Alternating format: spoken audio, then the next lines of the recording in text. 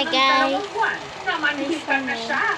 Pero habang naglalanda sila sa nalalapit na kasal, may biglang nagparamdam kay Jane, ang dati niyang nobyo, si Kenneth. Just wait me, okay? Nainis nga po ako. I need to find Sabihan ko from sana the siya na tigilan niya na si Ibigin tsaka ikakasal na din po kami.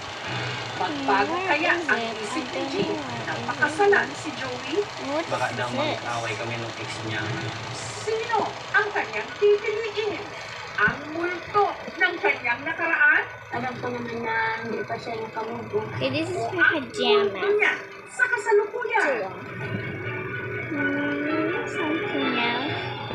If I Kung want sabi to. pa, basta magpipili siya na hindi ko naman siya mahal. Wala po. This. Pagdududa na balikan niya po yung ex niya kasi mahal niya daw po. Pajamas. Yung pajamas one. Kaya dito lang April 24, tuloy ang kasal!